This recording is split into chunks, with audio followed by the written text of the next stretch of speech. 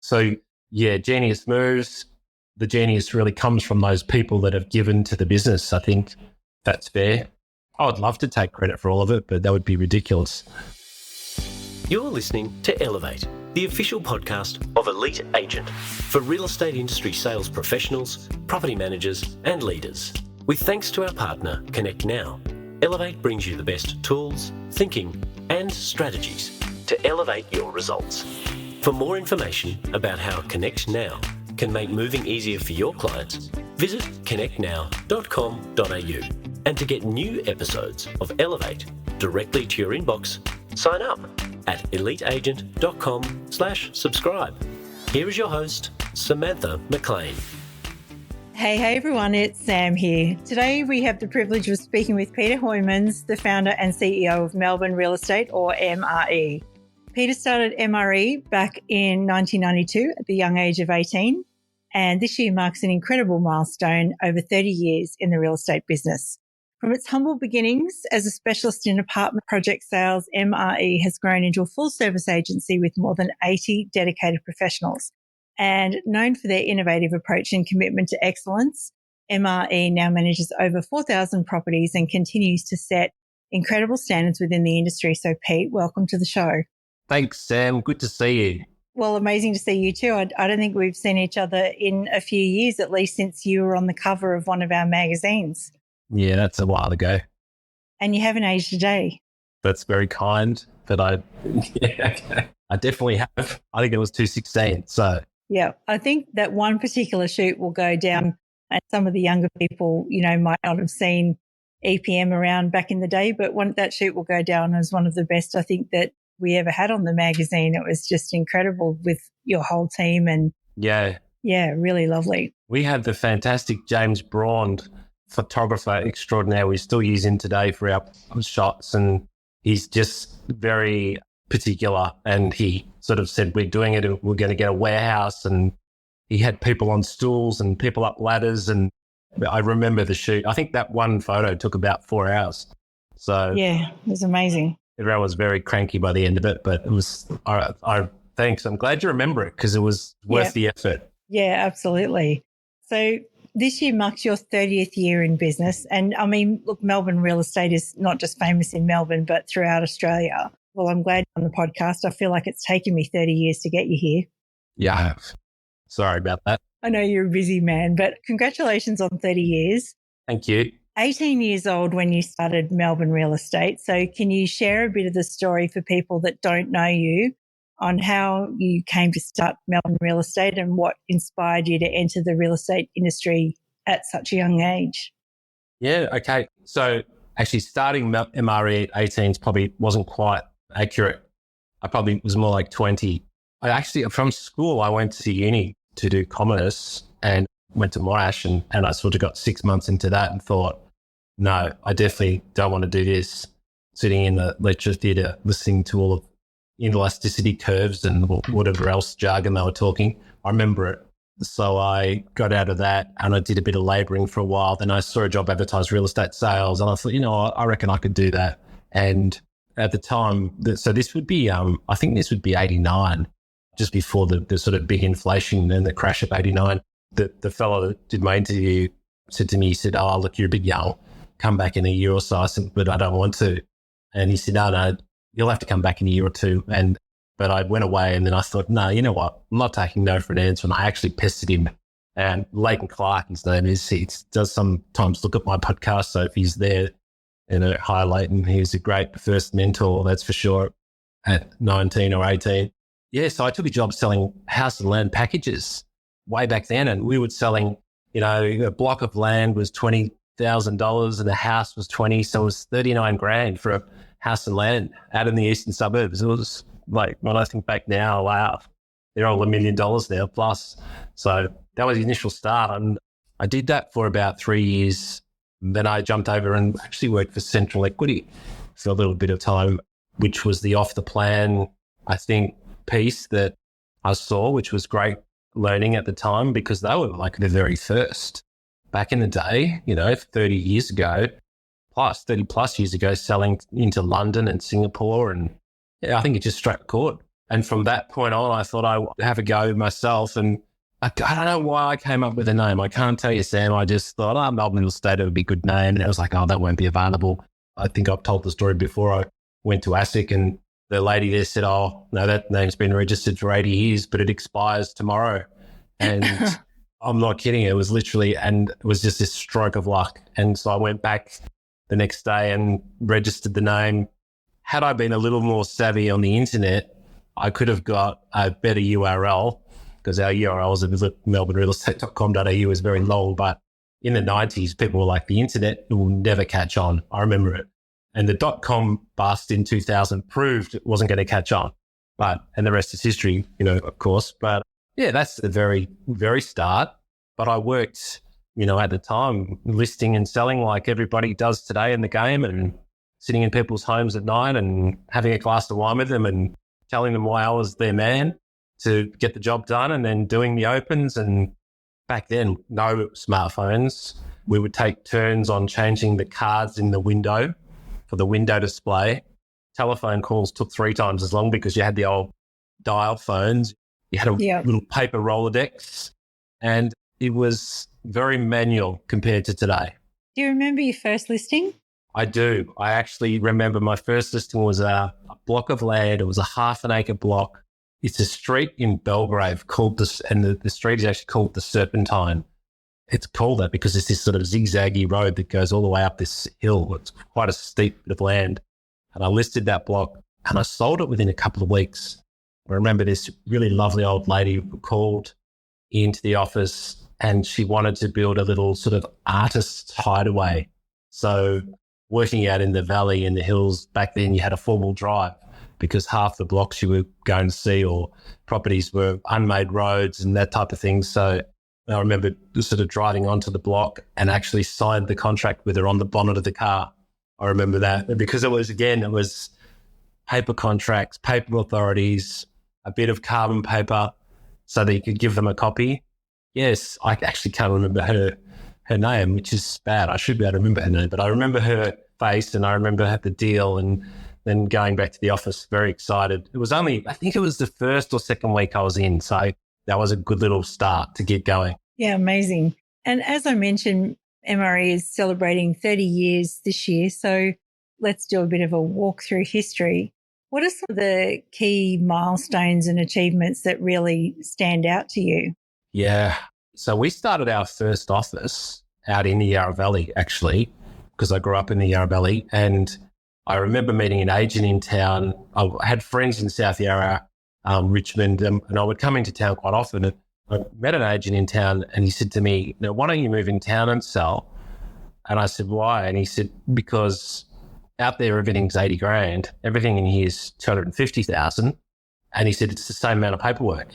And I remember thinking, actually, yeah, that's actually quite true. And he said, "And it's 3 times the fee."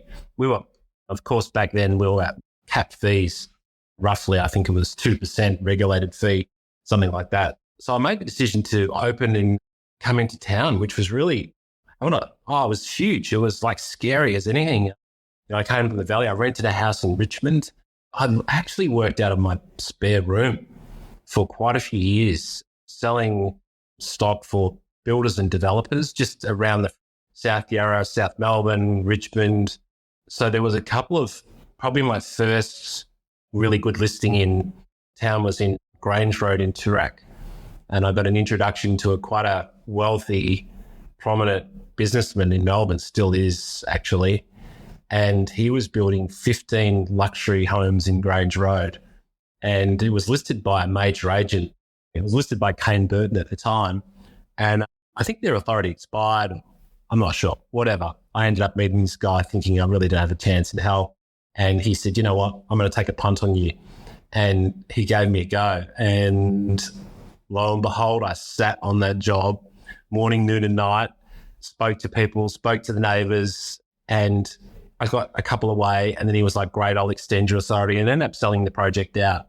Then when I was sitting there one day, a silver Ferrari pulled up and a really sort of, well-dressed guy jumped out and said, "Who are you? What's going on here?" And blah, blah. He said, "Well, I'm a property developer. How have you gone selling?" I said, "Well, I only got one left." He said, come and see me, and gave me his card. And that was a really formative moment because this guy was building towers, and then the next thing you know, I'm selling his stuff, his stock. I went from individual houses to selling 15. So those townhouses back then were $2 million each. So I sold 15 of those, which was a big deal. And then his projects were all between 40 and $100 million end value. And I've gone from selling houses in the Yarra Valley from 40,000 to selling townhouses for 2 million to selling buildings for 50, all in about 4 or 5 years or less. So it was pretty, when I look back, I think it was quite a fast thing. Yeah, actually, I was pretty blessed. Did that sort of success so quickly have an impact on you? Definitely. It was interesting because in 2000 and let's say 1 or 2 or 3, selling big blocks of apartments of 50 or 60 wasn't really so much a thing as it is today. So I really just probably took it a little bit for granted, if I'm honest. And every time we finished a project, we'd get another project, and then the word got out, and then I'd have other developers calling me. So at one point in time, I probably had about 5 or 6 really good, well-heeled developers wanting me to sell their stock, which led probably to the other, really formative moment in the whole foundation of our business. And that was I was having a beer with a mate of mine at the London Hotel in Richmond. And he was a lawyer doing business internationally. And he said to me, you know what, I'm going to Dubai in a month or 2. You should come over with me and start selling stock to Australians in Dubai. They were his words. And I was like, okay, that sounds interesting. And I just threw caution to the wind, and I thought I'll go and have a look. And I bumped into a couple there, a fabulous couple who I actually had gone to school with her, unbelievably, and they'd set business up over there. So in the end, they become sort of like a partner and opened a lot of doors. And look, at the peak of that experience, I would literally fly up there. I'd check on the model. I'd check on 50 contracts. We'd hold a party of 100 people. I think about it now, and it's a bit surreal. We'd get 100 Australian expats. Well, actually, normally in a garden setting. And we got access to those people via Austrade, the Australian government trade arm. And they would send the invite out. Property presentation. It was Barracon was the developer at the time. And the thing that was really interesting was they were making US dollars. They were being paid in US dollars. So if you think about it, and the exchange rate was around like 60 cents, something like that. So a 1-bedroom apartment, let's say, was a $40,000 Australian deposit. It was only about 25,000 US for them, or a few months' pay. So they were really cashed up, and really they were making money tax-free over in the Middle East, wanting to bring it back home. They all were quite young people, a lot of air hostesses, pilots, that type of thing. And yeah, I sold a lot of property up there. And that was another, that really gave us a boost. And, it was myself and my long-standing and wonderful, amazing PA, Anne Rogers, who everybody knows. And then it was like we were so busy. I would come back with 40 contracts. So, it would be $25 million in sales, which I would do that in 3 weeks. So I was a bit tight, and most of those involved drinking. So I'd get back after 3 weeks of champagne and contract signing, a little bit worse for wear. And then it was Anne said, maybe we should get a few people to help us. And the next thing, we were sort of 5 or 6 people. And then, of course, as the project started to settle is when the property management opportunity arrived. Yeah, I mentioned at the top of the show, more than 4,000 properties under management now. And I think everyone looks at you guys as the gold standard for property management, Australia-wide. That's very kind. And we've written things about Melbourne real estate over the years. You always seem to be at the front of innovating, like whether it's extra paid maternity leave or technology, yes. or there's always something going on. Yeah, there is. What are some of the things that you remember over the last 30 years that had a major impact? Like our theme for Elite Retreat is genius moves. So what were some of the genius moves that you think you made to get to where you are now? Yeah, okay. Well, firstly, getting from where we were to, I think that you go back to the Dubai thing. I was talking about setting up a little office over there in 2004 or whatever it was, 20 years ago. Now I look back and think, gee, that was ballsy, but it didn't really feel like it at the time. I think really moving to a position in my head where we had employees and we were going to have a team. And at that point, that felt very confronting. So we appointed a business coach. His name was David Brown. He's a fantastic guy. He coached us for about 2 or 3 years. David Brown, he said, if you're going to build a team, you need to use Caliper, which anyone who knows me well knows I'm a devotee of the Caliper profiling system. If you don't pass the Caliper test, really, you don't get into MRE, which just helps us to keep it tight on the right people having the right skill sets. So I think putting him on as a business coach was a really great move. I remember at the time, the cost was extraordinary. It was something like $50,000 for the first 3 months. And we're just, this little small business. And I was like, wow. But I took the plunge anyway. At the same time, we bought an office in South Yarra, which was part of a building we'd sold for one of the developers. So that was all happening. We had the business coach. We had more team members coming on. We had an office under construction.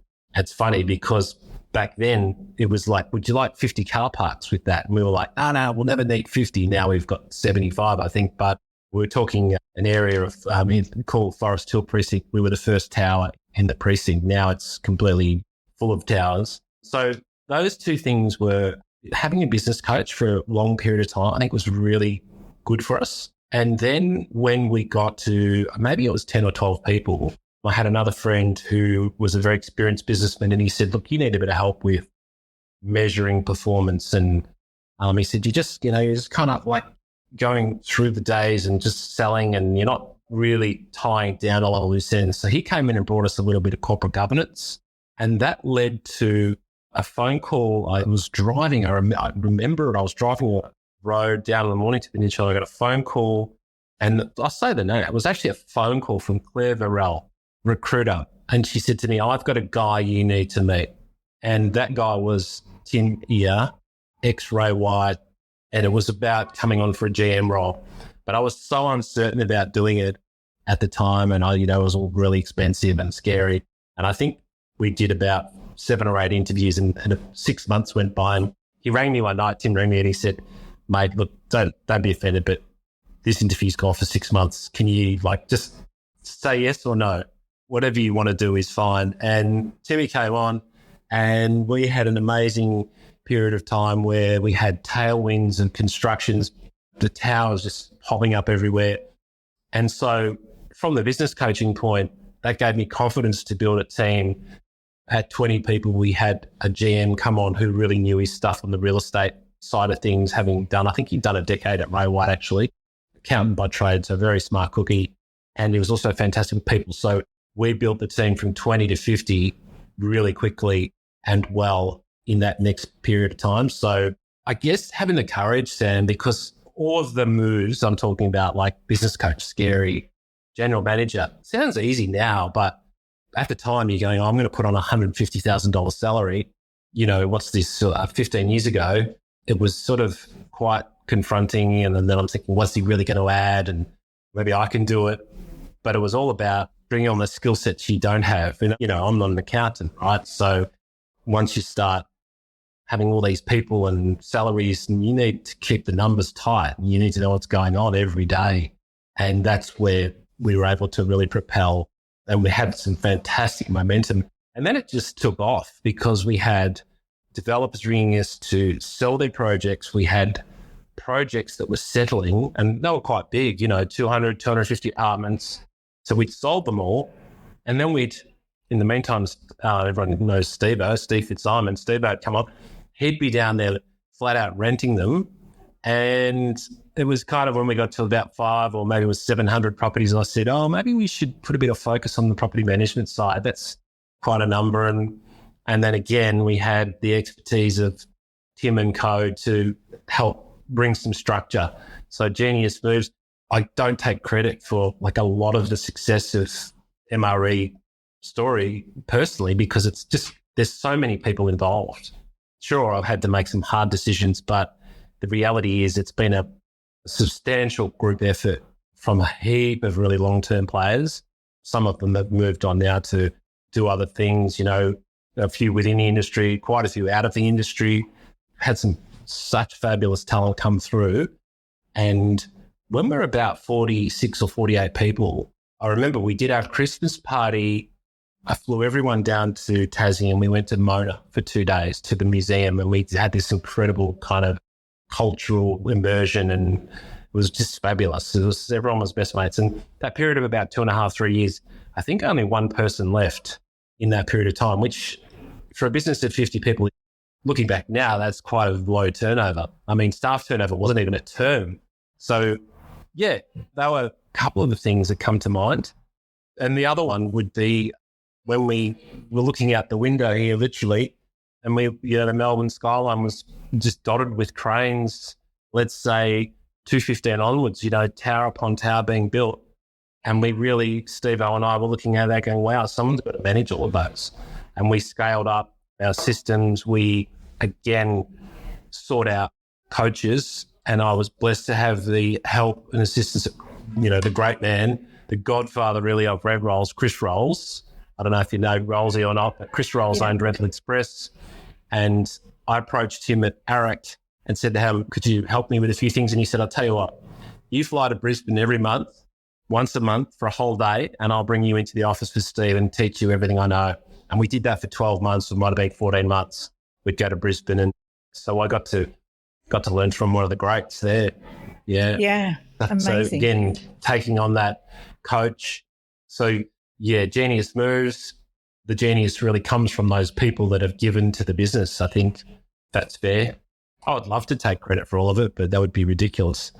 Well, I think, like you say, the idea of getting a coach is scary. I got myself a coach for the first time this year and invested a bucket load in it, and really interesting feeling in doing that. But I don't know whether it holds you accountable or brings in extra skills or helps you take that step forward. And we've even done studies in the industry. Agents with coaches earn twice as much as agents that don't coach. Yeah. Yeah.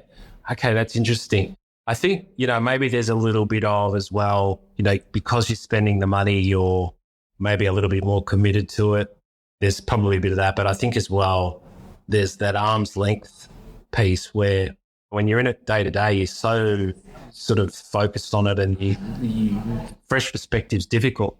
And the coach says, actually, well, if you just do it like this, you'd cut out these 4 stages and you'd do it twice as quick. And I was like, yeah, okay, why didn't I think of that? And I didn't think of that because I had my head buried in the next listing and the sales and the long lunch and whatever else.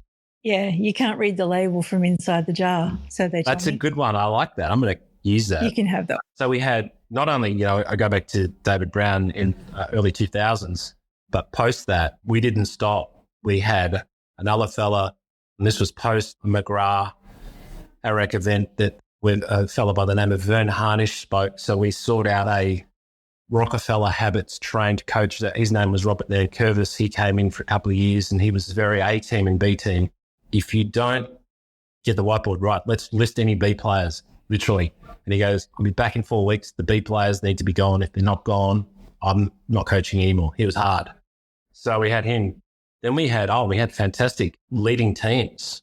And I learned about leading teams when I went to an Alistair Clarkson chat one night in Cremorne, and Clarko talked about building culture in the footy side. This is when Hawthorn, probably 08, 09. So we reached out to leading teams. Again, eye-watering costs, but they came in and they revolutionised our way of being. And then after leading teams, we went to another incredible coach, Dr. Marcel de Sanctis, absolute legend. Google this lady. I mean, she's amazing. And I met her at a pool party, of all things. I was standing by the pool having a drink, and she just came up for a chat, and she was just had my attention.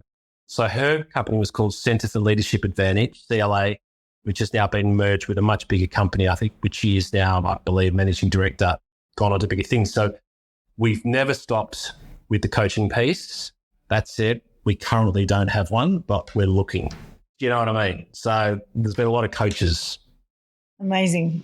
Let's shift lanes for a moment. Let's talk about another type of innovation, which I've heard many things about Melbourne real estate, and that is technology.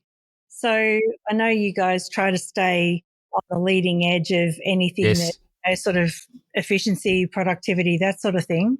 How has technology shaped MRE's operations over the years? Yeah, I mean, geez, tech now is scary. I mean, it's moving so fast. I think, at Eric, that I can't remember the lady's name who spoke, said that what was taking 18 months is now taking 18 days, which, I'm not sure if that's actually correct, but it feels like that.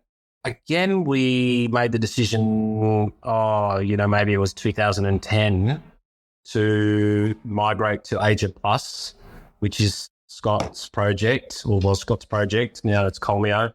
And we did that under the recommendation, actually, of Chris Rolls, because he said, if you want to scale, you're not going to be able to scale with other platforms as well. So moving to that technology was not only really expensive, but it was quite time consuming.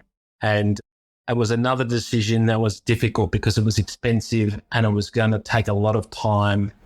But when we looked back, it was a key piece, for us. They had a thing called an app, which 15 years ago, think about it, right? The iPhone was only invented in 2007.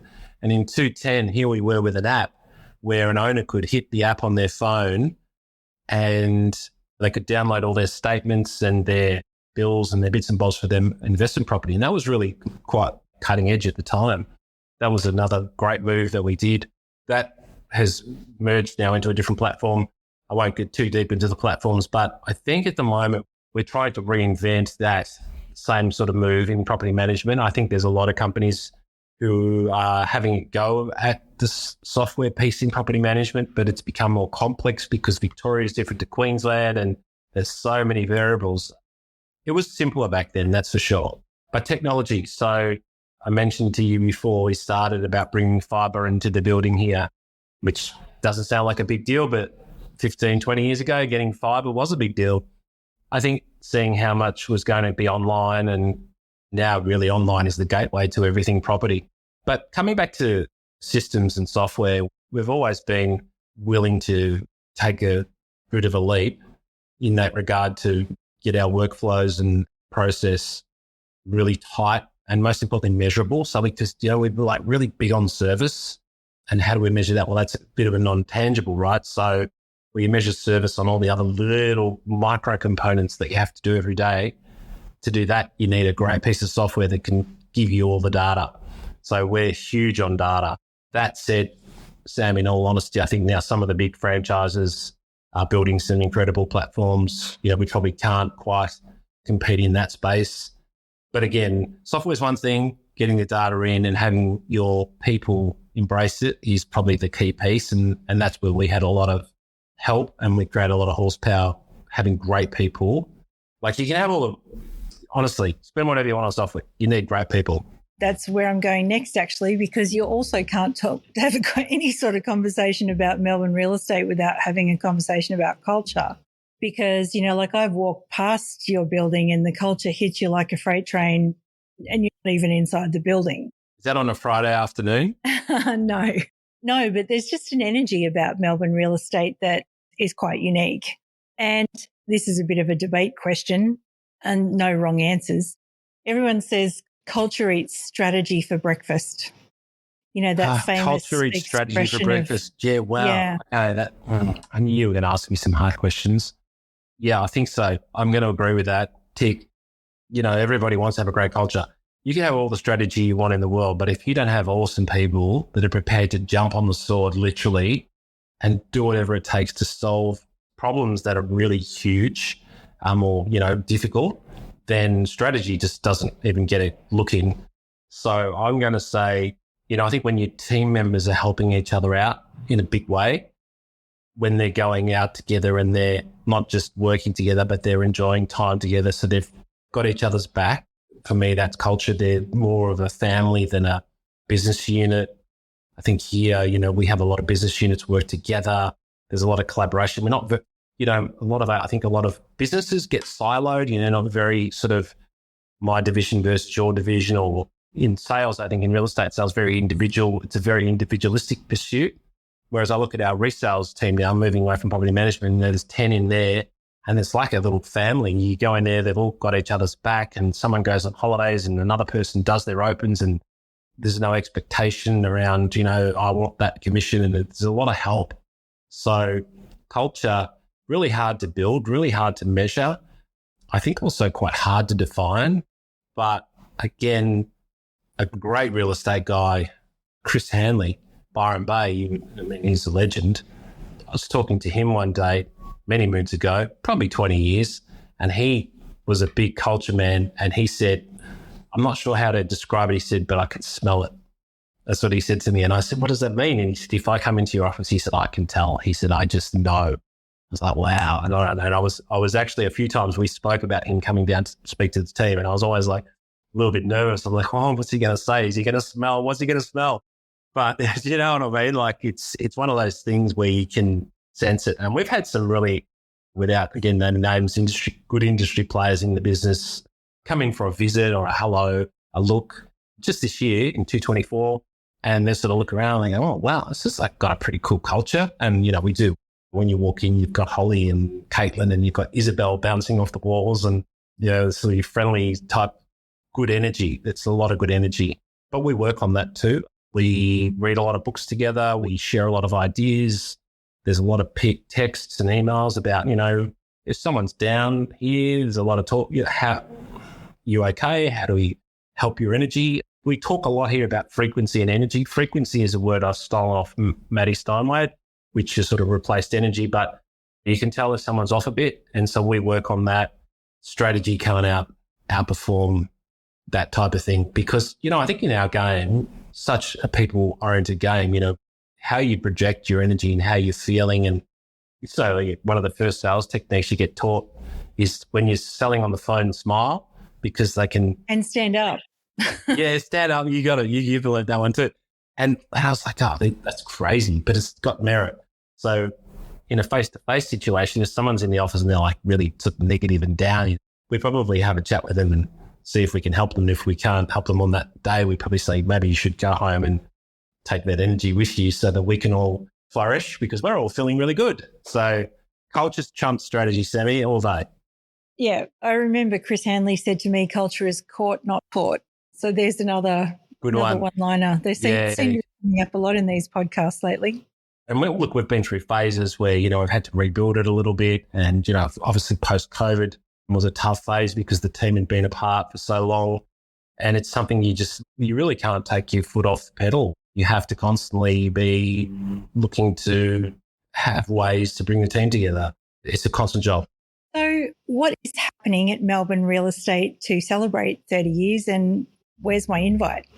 Yeah, right. That was actually a serious question. What are the celebrations include? Well, we sort of did a little MRE 30 campaign for our clients where we sort of looked after them a little bit in the property management space. We didn't really have a party as such, only because we do quite a few events here and it was sort of like, calendar's looking pretty full, but we will do something. Look, at being absolutely 100% honest, we didn't sort of stop and think, oh, we should sell it. You know, it's a party opportunity. We don't mind a party just quietly. It doesn't take much to, in fact, we had a ripper the other couple of weeks ago and one of our BDMs managed to do 2 cartwheels across the dance floor with high heels on, no names mentioned. That was pretty impressive. But you know who you are if you're listening. Yeah, she sure does. And it was great. But I was like, yeah, that's where culture comes from. I know that sounds crazy, but MRE 30. We've also got quite a young crew, Sam. So when we have celebrations, I'm quite often a little bit scared, if that makes sense to you, because I don't mind a bit of a party myself. So I've got to be careful with the youngsters. I get hurt.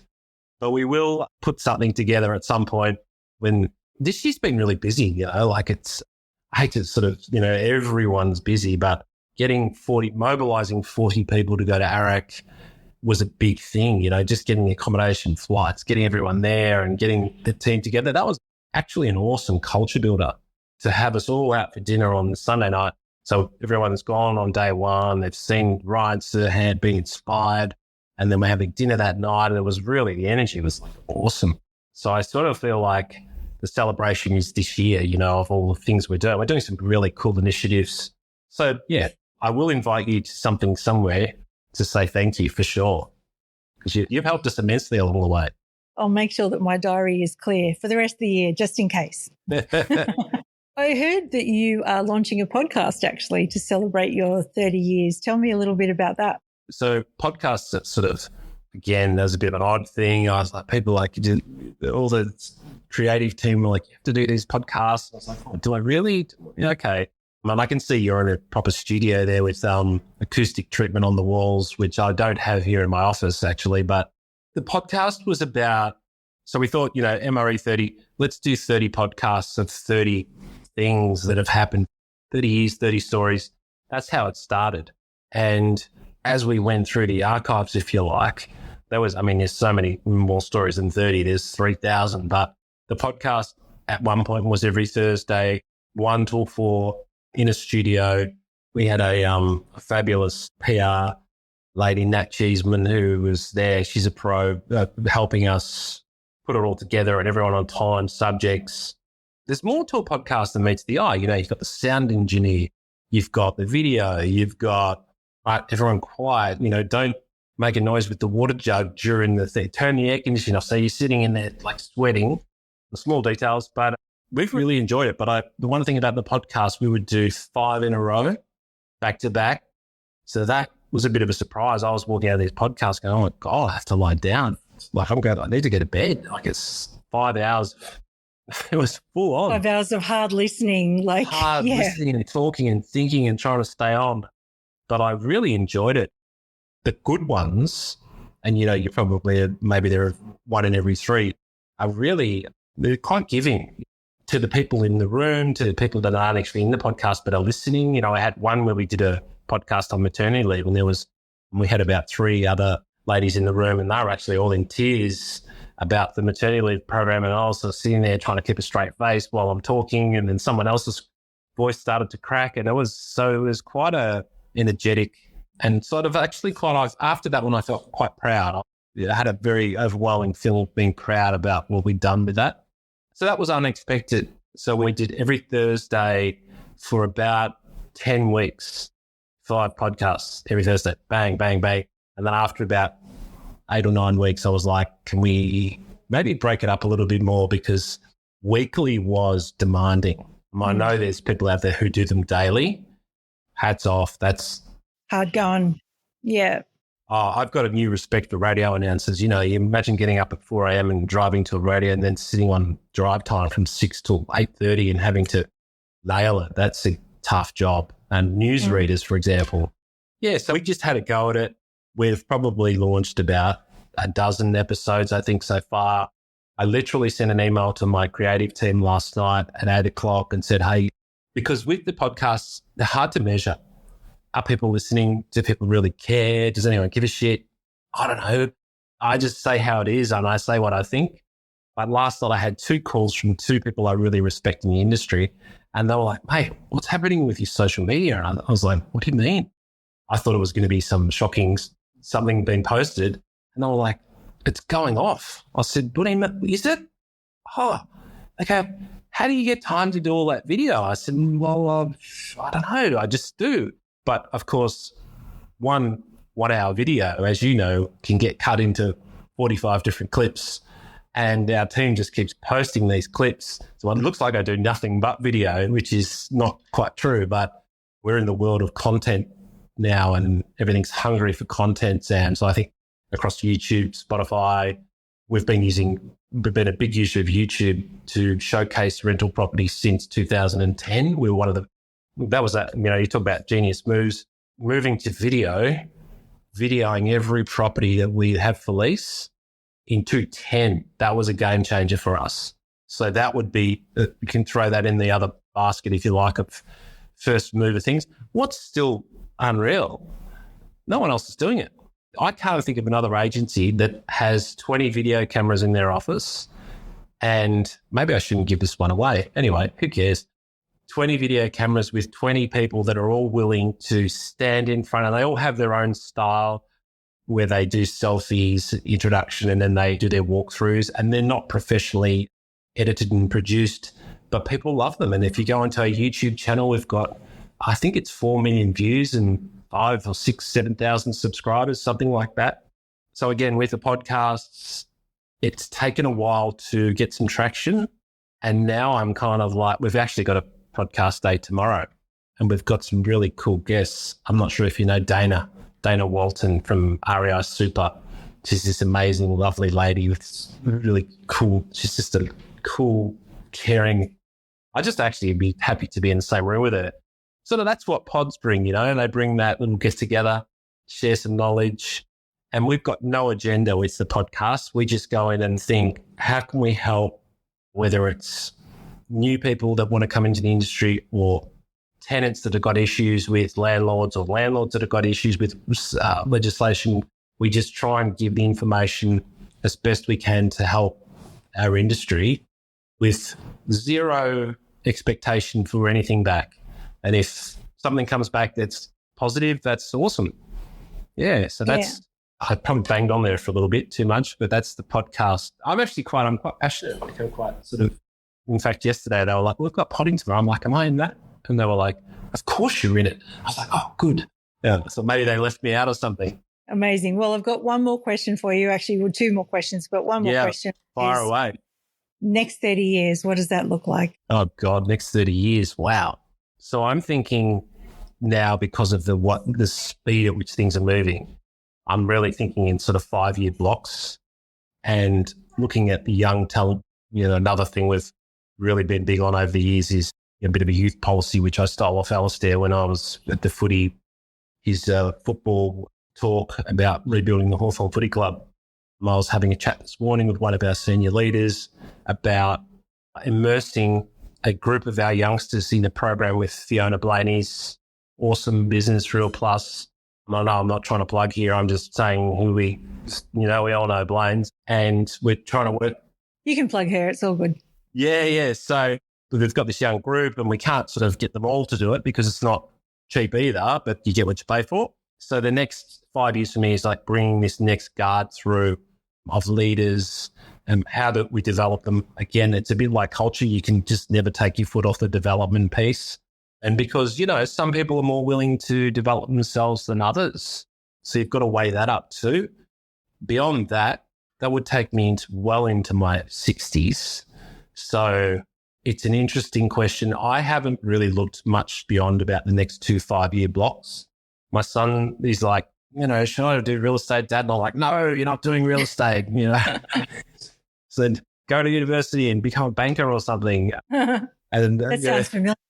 Yeah, I mean, I don't know why I tell him that, but there's every chance he might do something. I mean, it's a hard one there with children. But yeah, the next decade is just, I think as well, it's no secret the property management industry has had a hard time in the last 3 years, especially in Victoria with all the legislation and landlords selling and these type of things.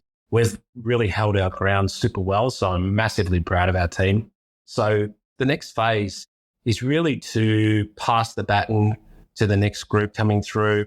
And then beyond that, we're looking at the moment at some really amazing, I can't say the name of it because it would give it away, but we're looking at some amazing performance platforms that will enable us to really do some more super deep diving on metrics in sales, rentals, property management, days on, lots of things.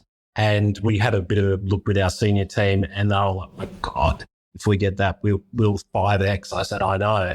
So where that is sort of in play, coming back to a bit of a tech piece question. And on that basis, assuming that was coming on, we would be expanding our footprint. I think being an independent, we get to be a little bit different. And I see gaps in suburbs and markets where I think, wow, we could slot in there and we could just, we don't need all market share. There's a lot of agents talk about market share. It's got to be 60%. Yeah, we're not quite there. We just got to be a business that's commercially viable and we'll service the clients. So have our current people more developed and then grow from there, Sam, is really the answer to that question. 30 years, if I'm alive in 30 years, that would be fabulous. But I mean, it's funny, right? I would say more than half our team, it's like, I sit and I have a chat with them and it's like, if I was their dad, I would be like an old dad. You know what I mean? I would have had them when I was like 30 something. So they're like 22, 21, 23, and they're like so young. And I'm like, wow. So we've got a lot of really exciting prospects coming through the ranks. And I feel like now my role is to create pathways and to mentor, guide, not just in property management, in sales as well. We've got some amazing young sales guys and girls, more girls than guys, and just to help them take their next steps and let them believe in themselves and pathways and growth. That's really the big deal for me, I think. And I think that comes back and reflects itself, self-reflects in the cultural piece when you're doing that. Yeah. So hopefully another 30 years of growth and prosperity. Sounds wonderful. Yeah. Pete, it's been amazing to catch up with you. It was well worth the wait. And thank you for sharing some of your wisdom and insights and experiences with our audience. If there was one thing that you'd like to leave everyone with, what would it be? Persevere. I think real estate's a tough game. I think it was still tough back in the day. It's tough to persevere. Talk yourself out of the down days. Really embrace the good days. But I think perseverance and commitment to yourself, that's what got me through. And I see the kids that come through now that really go on to do great things, I think have a lot of, let's say, tenacity, which is a bit of a combo. Let's say perseverance and commitment, but be tenacious.